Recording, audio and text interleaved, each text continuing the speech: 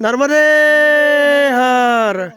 आज आमचा 32वा दिवस आहे आणि 32व्या दिवशी सकाळी सकाळी आमची चाल सुरू झालेली आहे आणि ही तुम्हाला बघायला मिळेल बडीसोपची शेती आहे, बडीसोप.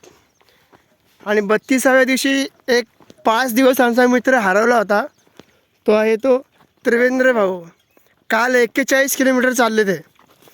असं रोज 41 किलोमीटर चालून चालून त्याने सरते शेवटी ते आम्हाला काल भेटले. खूप दमले होते, रात्री गोळी दिली, आता बरं वाटतं. हा निसर्ग बघा, ही सर्व शेती बडीसोपची आहे. बडीसोपचा सकाळी सकाळी वास येतोय, आम्ही घेतला नाही. आज सोमवार आहे. हा गहू, हा तो मका आणि हा झालेला तयार गहू बघा. निसर्गाच्या सानिध्यात असल्यामुळे हे पुढे बडीसोप, पुन्हा बडीसोपची शेती बघा. बडीसोप बडीसोप किती सुंदर वाटते बघा बघायला. काय निसर्गरम्य, खूप छान. आणि आता आम्ही पुढे मांडवगडच्या दिशेने निघालो, जिथे महाराज रेवाकुंड ना, रेवाकुंड जे आहे ते तपस्थळी आहे. एक रूपमती मैया तिथं अवतीर्ण झाली होती. हां, राणी रूपमतीने मैयाला आवाहन केलं होतं की आता मी तुझ्याकडे स्नानाला येऊ शकत नाही, आता माझी तब्येत बरी नाही, मी वृद्ध झाले, त्यामुळे तूच आता इथे ये, असं ती म्हटली होती. त्यामुळे मैया तिथे प्रकट झाले. त्यामुळे आपल्याला मांडवगडकडनं जावं लागतं, असा नियम आहे इथला. त्यामुळे आपण मांडवगडकडे चाललेलो आहे. हां. तसंही थेट आपल्याला इथे माहेश्वरला जाता येतं, परंतु हे जे स्थळ आहे ते तपस्थळी असल्यामुळे ते परिक्रमावासीने केलंच पाहिजे असा इथला नियम आहे.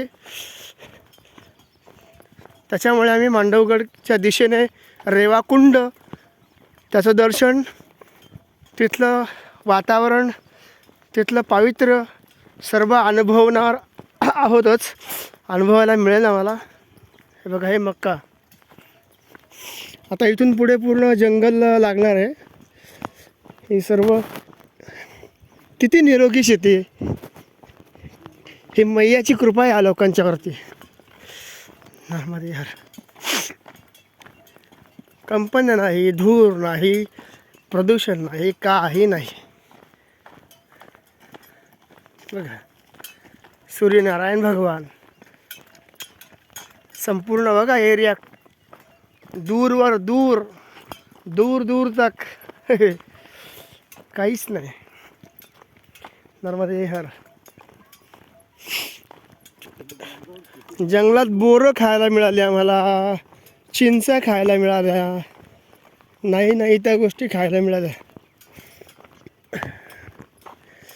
तेच काल म्हटल्याप्रमाणे इथे जरी हॉस्पिटल किंवा दवाखाने जवळ जरी नसले तरी लोक आजारी पडतच नाही इथे. त्याच्यामुळे काय एवढं विशेष काय नाही.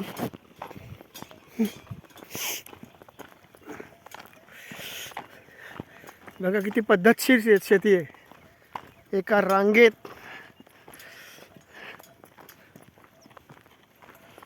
गहू, हा पण गहूच.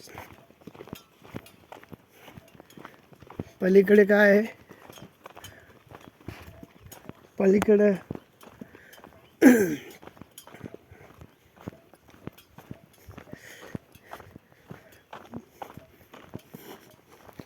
बडीसोप. नर्मदे हर. सकाळी सकाळी हा चालण्याचा अनुभव खूप आल्हाददायक आहे. हवासा वाटणारा असा हा प्रवास. नर्मदा मैया आमच्यापासून खूप लांब आहे, या परिसरामध्ये. इकडे उजव्या हाताला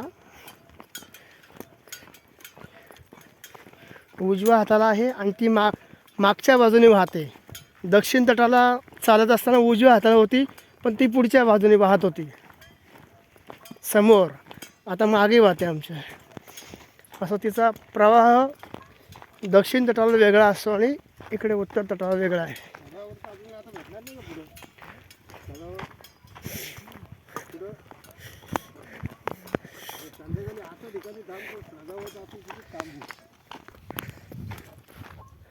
अशी वेगवेगळी शेती बघायला मिळते. हे काय आहे, काय कल्पना.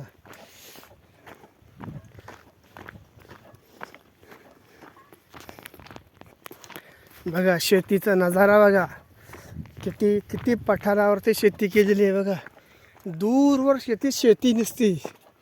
कसलं भारी वाटतंय बघा.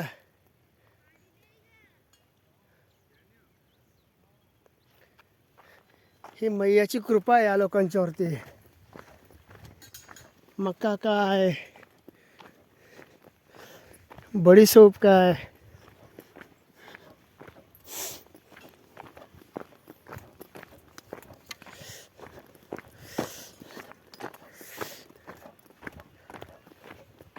ही बडीशोप. आता इथे बोरीची झाडं छोटी आहेत. जंगल लागल्यावरती मग बोरं खायला मिळतील. पुन्हा एकदा